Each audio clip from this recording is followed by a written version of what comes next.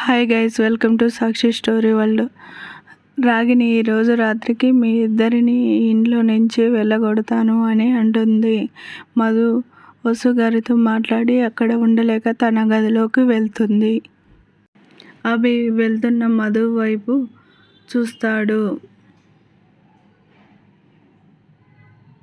అప్పుడు అంజలి అఖిల్ చెవిలో నీ లవ్కి ఎండ్ కార్డ్ అప్పుడే పడిపోతున్నాయి అని సరదాగా అంటుంది. అది విన్న అఖిల్ చిన్నగా నవ్వి ఇక్కడ కాకపోతే కాలేజ్ అంటాడు.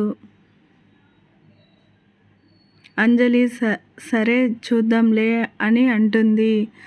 చూసింది చాలు కానీ ముందు ఫుడ్ తిను అని అంజలితో అంటాడు అఖిల్.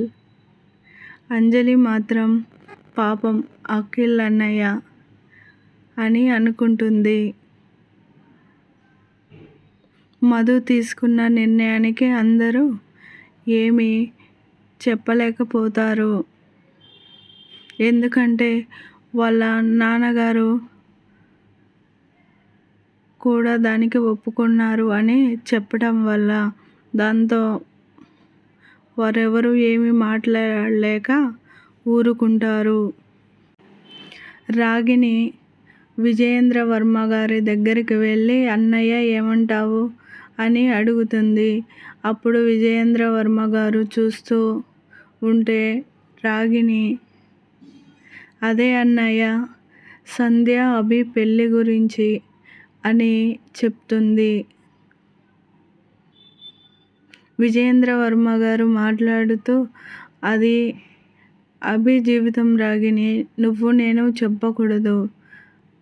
వారిద్దరికి ఇష్టమైతే నాకు ఎలాంటి అభ్యంతరం లేదు అని చెప్తాడు. ఆ మాట విన్న సంధ్య బావంటే నాకు ఇష్టమే అని అంటుంది.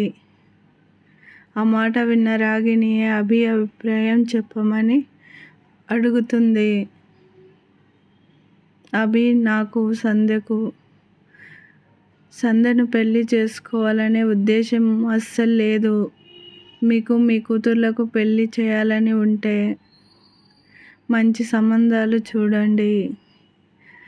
అత్తయ్య గ్రాండ్గా పెళ్లి చేద్దాము అంటాడు. అది విని రాగిని వాళ్ళ అన్నయ్య వైపు చూస్తూ చూడు అన్నయ్య ఎలా మాట్లాడుతున్నాడో అని అంటుంది. వసు గారు కలగజేసుకొని ఈ విషయాన్ని ఇంతటితో వదిలేయండి. వాళ్ళ పెళ్ళికి చాలా సమయం ఉంది అని అంటుంది. రాగిని అక్కడ అందరూ ఉండడం గమనించి తొందరగా భోజనం చేసి మధు రూంలోకి వెళ్తుంది.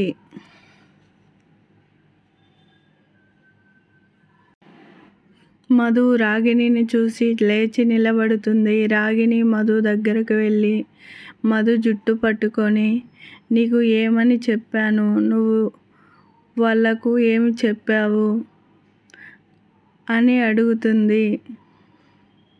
మధు ప్లీజ్ మేడం, నొప్పి పుడుతుంది, మీరు చెప్పినట్టు వెళ్తున్నాం కదా అని అంటుంది. రాగిణి చూడు మధు, నా వద్ద తెలివితేటలు చూపించాలని చూడకు. నువ్వు ఆ హాస్టల్కి వెళ్తాను అంటున్నావు. నేను ఎవరికి చెప్పకుండా ఈ ఊరు వదిలి వెళ్ళు అని చెప్పాను అని అంటుంది. మధు కన్నీళ్లతో రాగిణిని చూస్తూ ఇప్పుడు మేము ఎలా వెళ్ళాలి అని అడుగుతుంది. రాగిణి నాకు అదంతా తెలియదు. మీరిద్దరూ ఈరోజు రాత్రికి ఈ ఇల్లు వదిలి వెళ్ళిపోవాలి, గుర్తుపెట్టుకోండి. లేకపోతే ఆ తర్వాత ఏమి జరుగుతుందో నాకే తెలియదు అని హెచ్చరించి వెళ్ళిపోతుంది. మధు సరేనని తల ఊపుతుంది. రాగిణి ఆ గది నుంచి బయటకు వెళ్తుంది. కొంచెం సేపు తర్వాత దివి గదిలోకి వచ్చి ఏమైంది అక్క అలాంటి నిర్ణయం తీసుకున్నావు అని అడుగుతుంది. మధు తన తలపై దివి చెయ్యి వేయించుకొని దివి నేను చెప్పేది విను. నువ్వు నేను ఈరోజే రాత్రికి ఇల్లు వదిలి వెళ్తున్నాం. అంతేకాదు ఈ ఊరు కూడా వదిలి వెళ్తున్నాం అని చెబుతుంది. మరి నాన్నగారు అని దివి అడుగుతుంది. మధు కన్నీరు నిండిన కళ్ళతో లేరు అని చెబుతుంది. అది విని దివి మధు భుజంపై వాలుతుంది. దివి నీకు ఇంతకంటే ఏమీ చెప్పలేనురా, అందరూ నిద్రపోయాక వెళ్ళిపోదాం అని మధు అంటుంది. దివి ఏమీ మాట్లాడకుండా మధుని పట్టుకొని ఏడుస్తూ ఉంటుంది. దివి ఈ విషయం ఎవరికీ తెలియకూడదు, గుర్తుపెట్టుకో అని మధు చెప్తుంది. అందరూ డిన్నర్ చేసి వారి రూమ్లలోకి వెళ్తారు. అభి ఆలోచిస్తూ ఉంటాడు. ఉదయం మధు గుడికి వెళ్దాం అంది కదా, అప్పుడు కారణాలు తెలుసుకోవచ్చు అని అనుకుంటాడు. ఆ నిర్ణయమే అభికి మధుని దూరం చేస్తుందని అతనికి తెలియదు. మధు దివిని పిలుస్తుంది. దివి మధు కళ్ళల్లోకి చూస్తుంది. ఈ మాస్క్ పెట్టుకో అని దివికి ఇస్తుంది. దివి మాస్క్ పెట్టుకుంటుంది. మధు కూడా మాస్క్ పెట్టుకొని అందరూ నిద్రపోయి ఉంటారు. ఇక వెళ్దామా అని అడుగుతుంది. దివికి అఖిల్, అంజలి గుర్తు వస్తారు. తన అక్క నిర్ణయానికి ఎదురు చెప్పలేక సరే అని ఇద్దరు తమ బట్టలను ఒక బ్యాగులో పెట్టుకొని ఆ బ్యాగ్ తీసుకొని రూమ్ నుంచి బయటకు వస్తారు.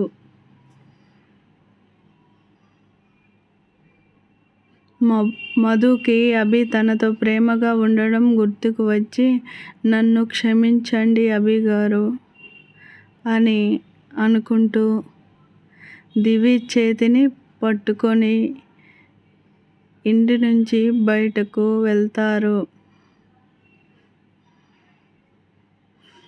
అక్కడ వాచ్మెన్ని చూసి దివి అక్కడ వాచ్మెన్ ఉన్నాడు అని అంటుంది. మధు అతడి వైపు చూస్తుంది. అతడు నిద్రపోతూ ఉంటాడు. మధు సైలెంట్గా పద అని చిన్నగా గేట్ తెరిచి బయటకు వెళ్ళి మళ్ళీ గేట్ వేస్తారు. కన్నీళ్లతో ఆ భవనం వైపు చూస్తూ ఇక వెళ్దాం పద అని దివిని చేయి పట్టుకొని అక్కడి నుంచి తీసుకువెళ్తుంది. అలా కొంత దూరం వెళ్ళాక ఒక ఆటో కనిపిస్తుంది. ఆటో ఎక్కి రైల్వే స్టేషన్కి తీసుకెళ్ళండి అన్నా అని అంటారు. ఆటో డ్రైవర్ వెనక్కి తిరిగి చూస్తాడు. వాళ్ళు కొంచెం భయపడతారు. పోలీస్ అన్నయ్య పెళ్ళి ఉందంటే అందరూ వెళ్ళిపోయారు. మేము వచ్చిన కార్ ఆగిపోయింది, అందుకే వచ్చాం అని ఆ సమయానికి అబద్ధం చెబుతారు. అది విని ఆటో డ్రైవర్ సరేనమ్మా అని రైల్వే స్టేషన్లో దగ్గర వదిలిపెడతాడు. మధు, దివి ఆటో దిగి స్టేషన్లోకి వెళ్తారు.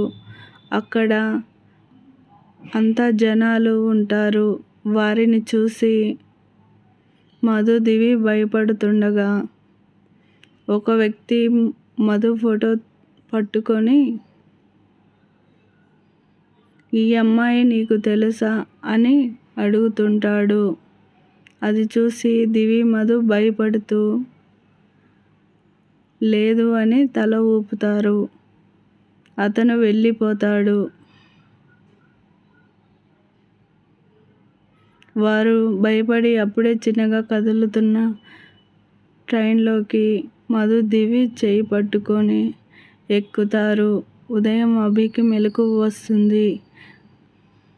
గడియారం చూస్తే తెల్లవారుజామున 6 అవుతుంది. లేచి ఫ్రెష్ అయ్యి కిందికి వెళ్తారు. కింద ఎలాంటి ప్రాబ్లం ఉండదు. కింద ఎలాంటి శబ్దం ఉండదు. మధు ఈ పాటికే లేచి పూజ చేస్తుంది కదా అని అనుకుంటాడు. వసుగారు అప్పుడే పూజ చేయడానికి వస్తారు. మామ్ అని పిలుస్తాడు అభి. వసుగారు అభి కళ్ళల్లోకి చూసి ఏంటి అభి ఈరోజు తొందరగా రెడీ అయి వచ్చావు? ఎక్కడికైనా వెళ్తున్నావా అని అడుగుతాడు. అది ఏమీ లేదు మామ్, మధు ఇంకా లేవలేదు అని అభి అంటాడు.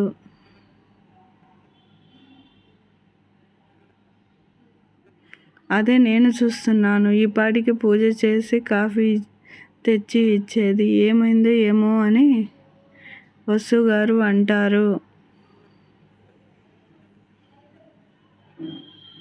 అభికి ఏదో తప్పు జరిగినట్టు అనిపిస్తుంది. అభి మధు రూమ్ దగ్గర నిలబడి డోర్ కొట్టాలా వద్దా అని కొంచెం సేపు ఆలోచించి డోర్ తెరుస్తాడు. రూమ్లో మధు దివి ఉండరు. అభి పిడికిలి బిగించి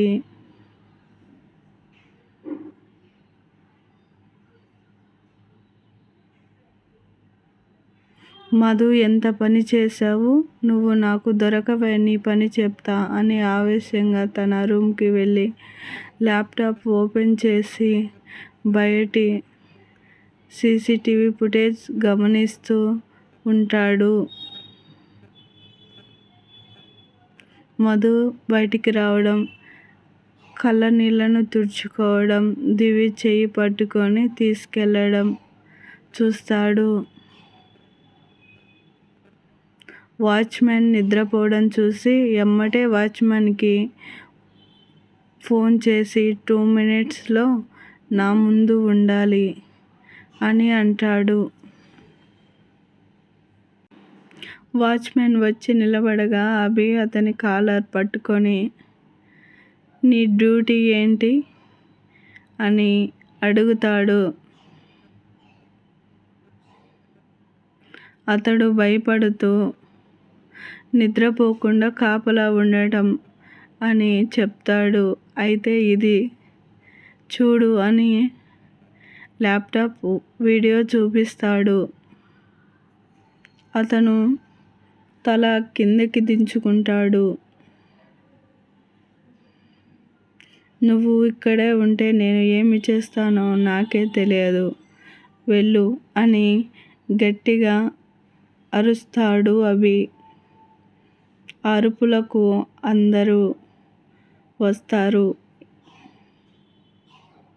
ఏమైంది అభి అని అడుగుతారు. మధు దివి ఇంట్లో నుంచి వెళ్ళిపోయారు అని అంటాడు.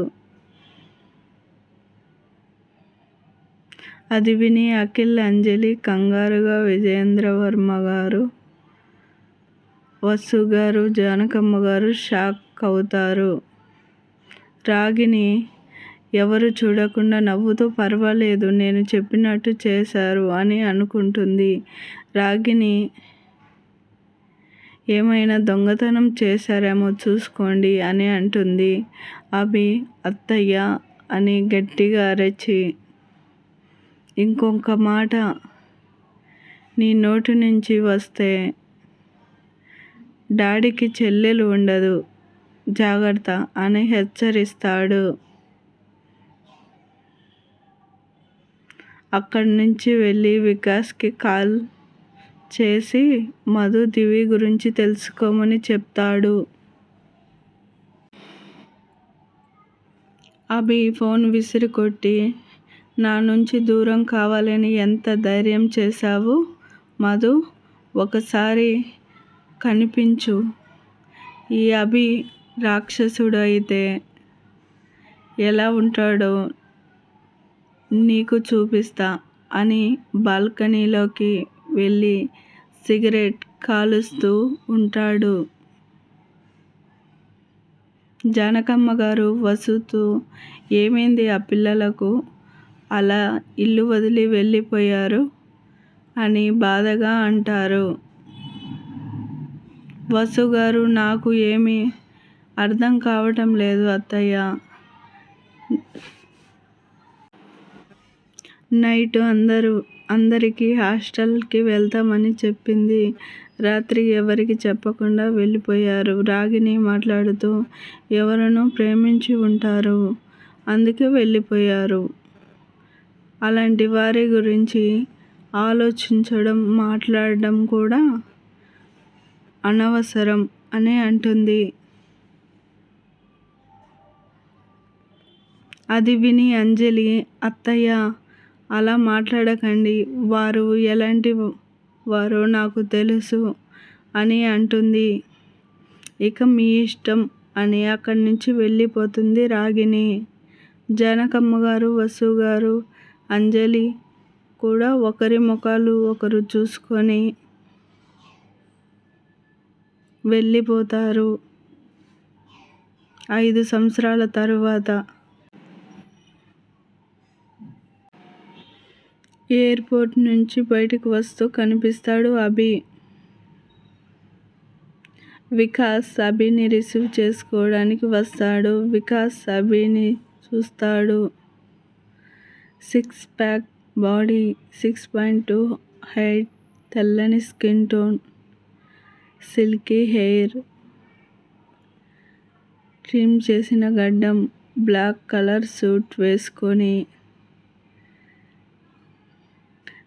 కళ్ళకు గ్లాసెస్ పెట్టుకొని చాలా హుందాగా నడుచుకుంటూ వస్తాడు. అభి గ్లాసెస్ తీసి వికాస్ని చూస్తూ వెళ్దామా అని అడుగుతాడు.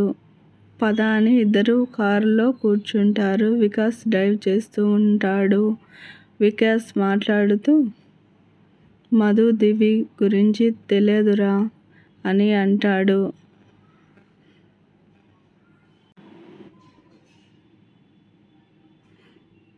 నాకు కనబడకుండా ఇన్ని రోజులు బాగానే తప్పించుకుంది నీ చెల్లెలు. ఇక నేను వచ్చాను కదా, దానికి దగ్గరుండి చుక్కలు చూపిస్తాను అని అంటాడు.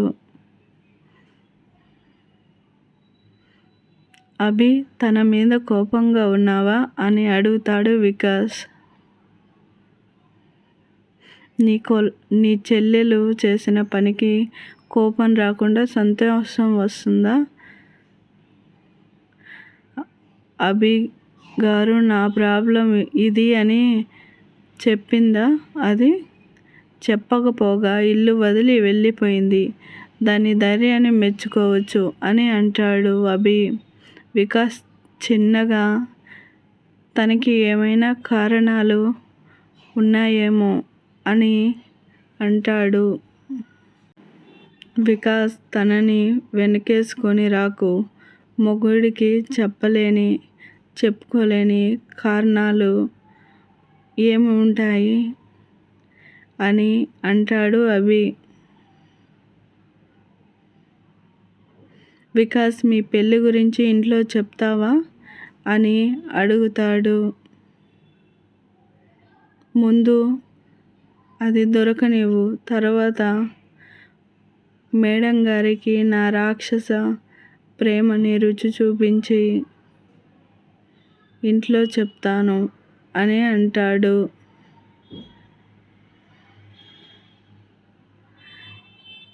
వికాస్ గట్టిగా నిర్ణయించుకున్నట్లున్నావ్ అని అడుగుతాడు.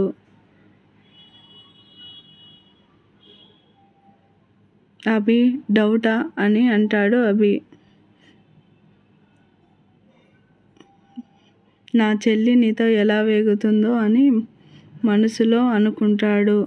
బాగానే వేగుతుందిలే, ముందు డైరెక్ట్గా ఆఫీస్కి పోదాం అంటాడు అభి. సరే అని ఇద్దరూ ఆఫీసుకు వెళ్తారు.